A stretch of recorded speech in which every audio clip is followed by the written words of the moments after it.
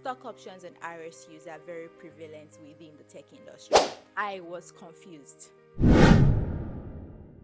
The further you go in your career, the higher the likelihood that your income increases, hopefully. Which means there's a chance that your compensation package slash benefit package becomes even much more complicated. Usually when you start to get into the senior level, you start to see a mix of salary plus stock options and bonus, and maybe other things that the company chooses to offer. I personally was not ready at all for the complexity in the compensation package when I joined the tech industry. Stock options and RSUs are very prevalent within the tech industry. I was confused.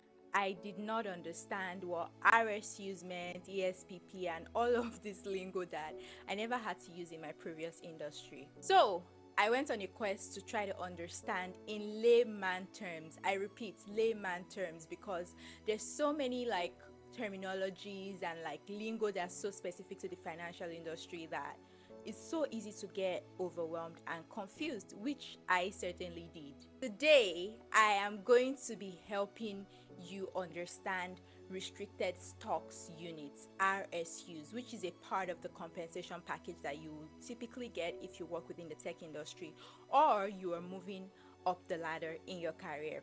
RSUs stand for restricted stocks units. This is basically a portion of your compensation that the company gives you in the form of stock options. What this means is you get to own a portion of the company. They give you stocks in the name of the company, and these stocks have a certain period of time where they become yours fully. Different companies have different rules for how they distribute the stocks, but generally speaking, they would give you a large chunk of stock options when you sign an offer, and then they would put terms on it. There will be a time period where you take full ownership of the stock options. So imagine they give you 200 stocks when you sign an offer. You don't immediately own all of those 200 stocks. It is also based on loyalty and how long you stay with the company. So they will basically say after a year you can claim 50 stocks. After the next year you claim another 50 stocks until you have all the 200 stocks in your name, or basically you have full ownership of those stocks. When it comes to simplifying RSUs, there are 3 dates that you need to be aware of. First is the date that the company actually grants you the stock, possibly when you join. 2 is when the stocks vest. We're going to get back to what vesting actually means. And 3 is when you decide to sell the stocks that have vested. Remember when I said if they give you 200 stocks, you don't immediately have ownership over those stocks?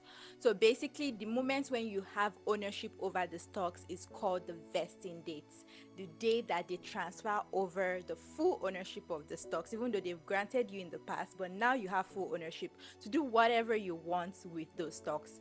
That's called vesting. What should you really care about when it comes to RSUs? Personally, I think it's just taxation. At the very bottom of everything, we're trying to get as much value out of the stock options without paying too much taxes. So I'm going to break down how you can get the most value out of your RSUs. For RSUs, there are 2 tax events, which means you are taxed twice. Just think of RSUs as bonuses. Like imagine your company giving you a yearly annual bonus, which means that's also typically taxed by the company based on your federal versus state tax brackets and so on. First tax event is when there is a vesting, when your stocks are transferred over to you by your company. So when they do that, it's basically like cash bonus.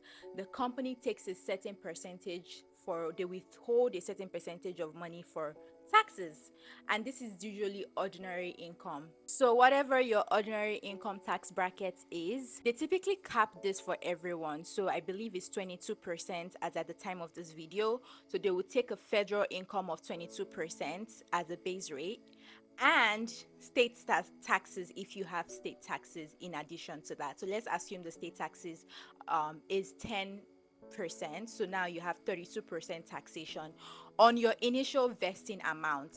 And that vesting amount is whatever the stock of the company is on the day it vests. So the market value of the company's stock on that day times however many stocks that's vesting that day is the dollar amounts of money that you have in your pocket.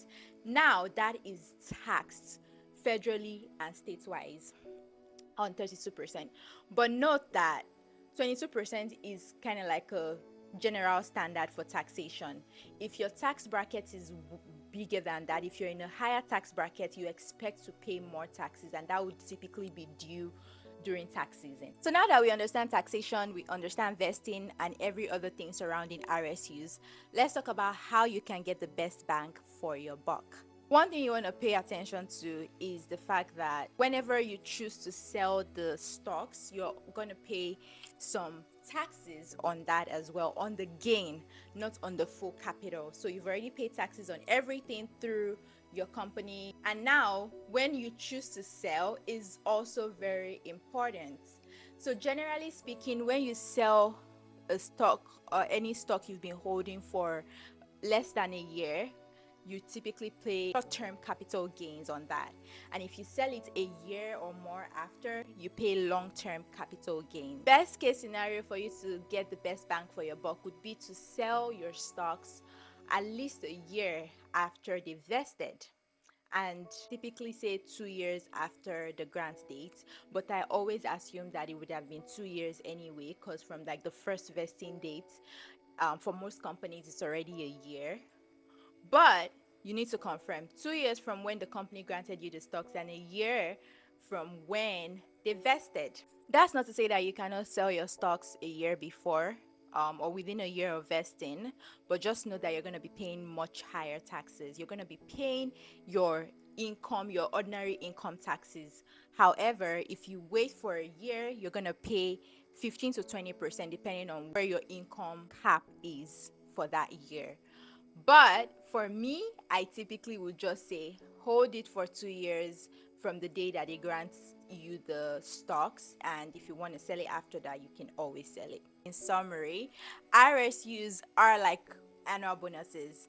It's an additional compensation that your company gives you on top of your salary. And taxation is one of the most important things to understand when it comes to dealing with RSUs and how to get the best bang for your buck. Thank you.